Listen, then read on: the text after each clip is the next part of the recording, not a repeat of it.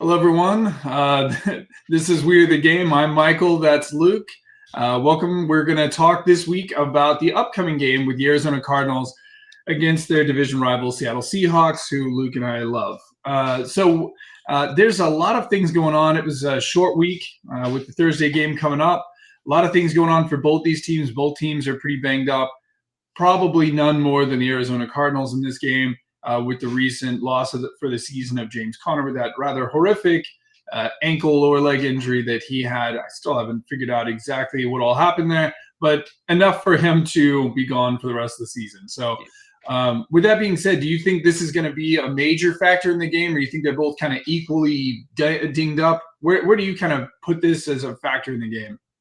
The James Conner injury in particular will be felt. Partially because he's kind of an on-field tone setter, leader, those kind of things. And he had some success last year against them. The first game we played against him, he wasn't able to get anything going. But the second game, he really got rolling in James Conner fashion.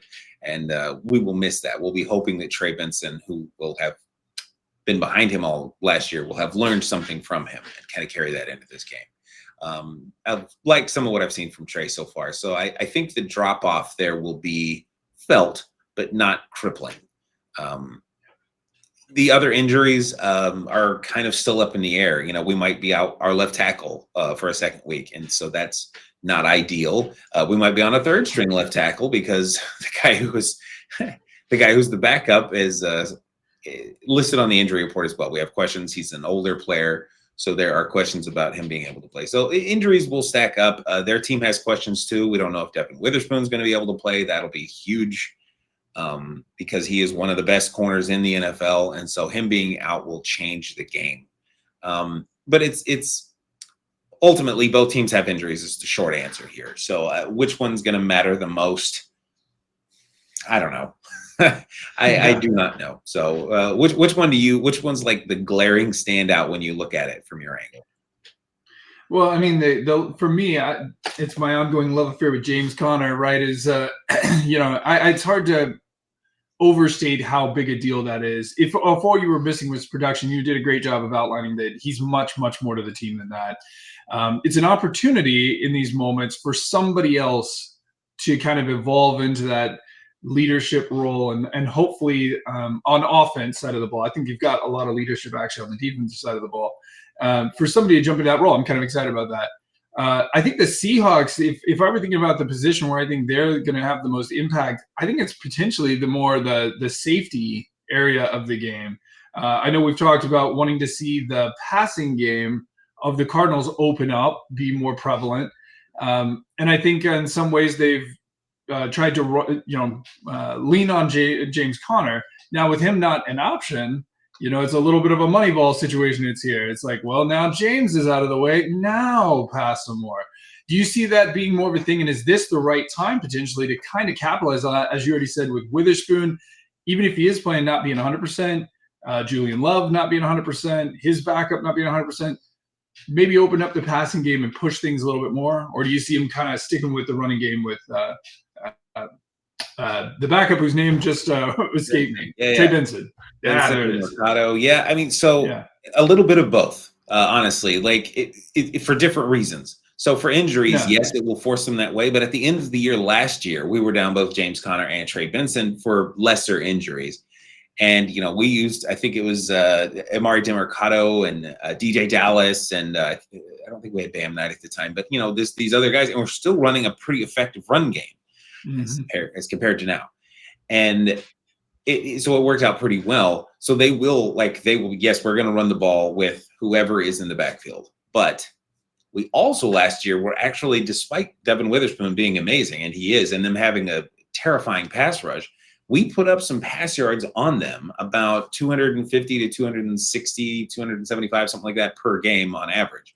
So they can get passed on to some degree. This will be the Trey McBride game that it needs to be. But I really need us to have a couple of games, like at least two passes that are over 30 yards. Now, I don't mean air yards necessarily, but we need to open things up because if the more we show teams we can't pass more than 7 yards down the field, the smaller the box is going to get and the worse the run game is going to be. So we have got to open things up And I don't know if Drew Petzing just has a brick in between his ears, but he has got to just say, hey, we've got to open things up in the pass game. So hopefully, I imagine Kyler is champing at the bit wanting to throw the ball down the field. So we'll see.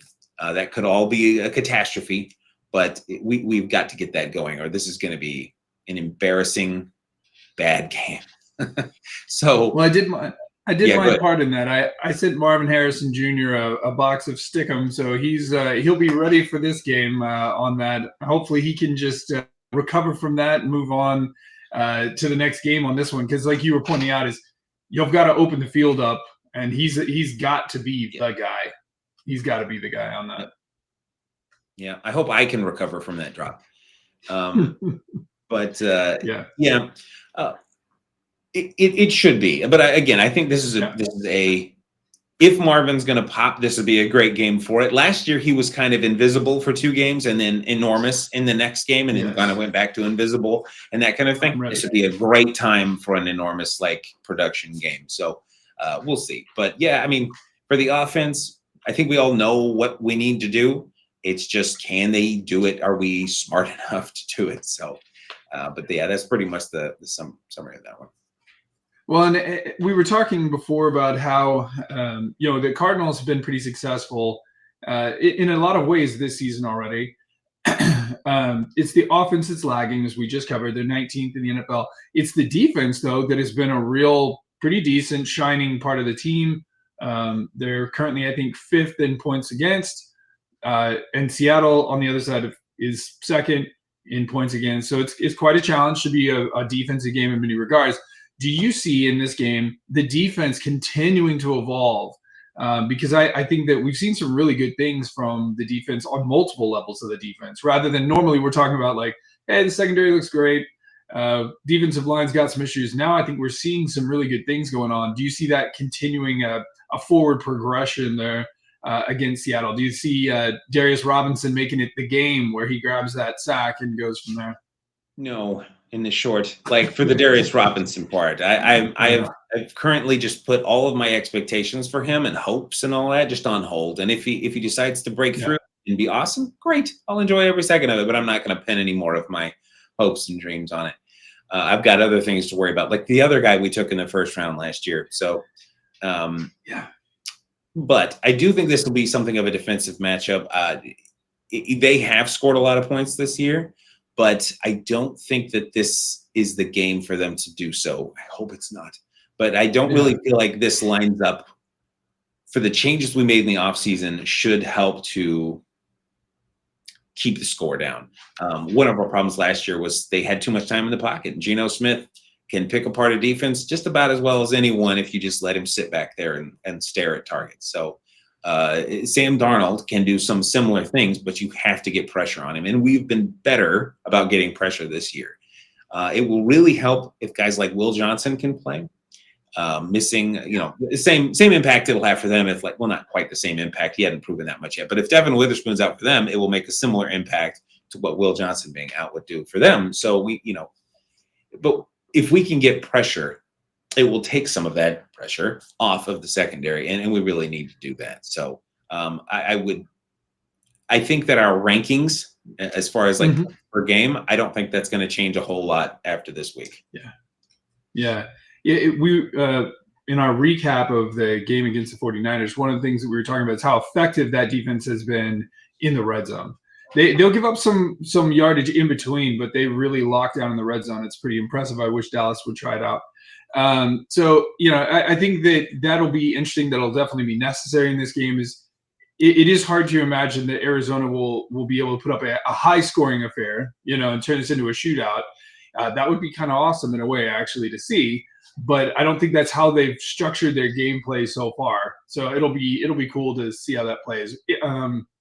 With all of that being said, and there's a lot of intriguing considerations to this game that are not in other games previous to this, who, if you had to pick, or what position group or player do you feel like is going to be the difference maker for the Cardinals to win this game?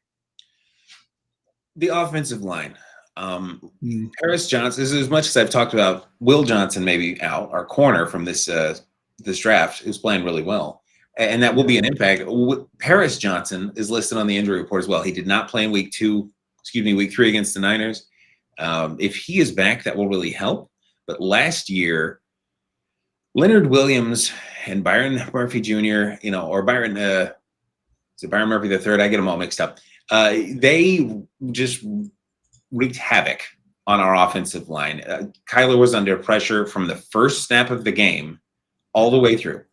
I don't know how he had 200 and whatever passing yards because they were just in his face.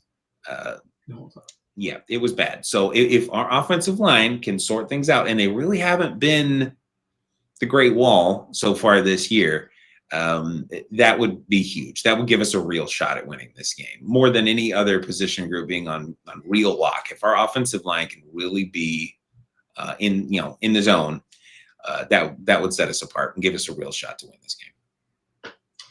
Well, that is what we're hoping for. Hopefully, there's a lot of healing up. Hopefully, honestly, on both sides, so that everybody can play a full game with as much of the real teams as we can get. Should be a very interesting matchup coming up here before long here tomorrow night for the Thursday night game. Looking forward to catching as much of it as I can. With that being said, thanks everybody for joining. I'm Michael, and that's Luke, and this is We Are the Game. We're on our journey to 100 subscribers. Thank you to everyone who's already subscribed. If you wouldn't mind, drop us a like or a subscribe, and we'll see you next time.